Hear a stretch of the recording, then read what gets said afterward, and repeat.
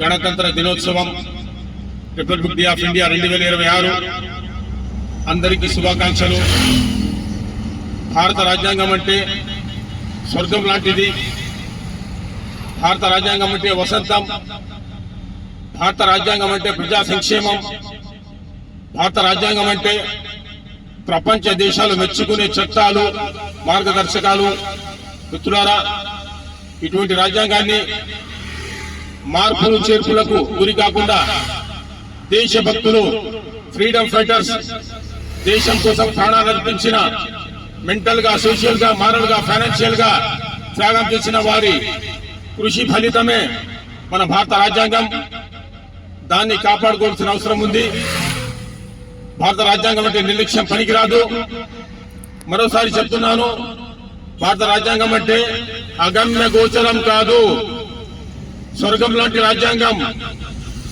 భారత రాజ్యాంగం అంటే అగమ్య గోచరం కాదు. Please pay your attention. భారతదేశానికి స్వర్గం లాంటిది. ఆ స్వర్గాన్ని, ఆ వసంతాన్ని, ఆ పూల తోటను, ఆ పరిమళాలు తప్పకుండా మనమంతా కలిసి సమిష్టి కృషితో కాపాడుకోవాల్సిన అవసరం ఉంది.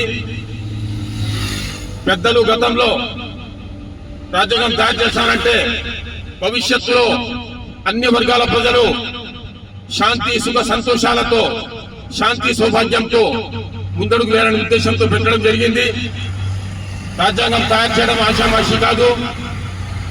దయచేసి పదే పదే మార్పులు చేర్పులు కాకుండా ఉన్న రాజ్యాంగాన్ని అమలు చేయడానికి రాజకీయ వర్గాలు, అధికారిక వర్గాలు, ఉద్యోగస్తులు, అన్ని వర్గాల ప్రజలు, స్వచ్ఛంద సంస్థలు, మేధావులంతా కృషి చేయాలని కోరుకుంటూ, భారత రాజ్యాంగం పైన ప్రతి భారతీయుడు తప్పకుండా మనసు, దృష్టి పెట్టవలసిన అవసరం ఉంది.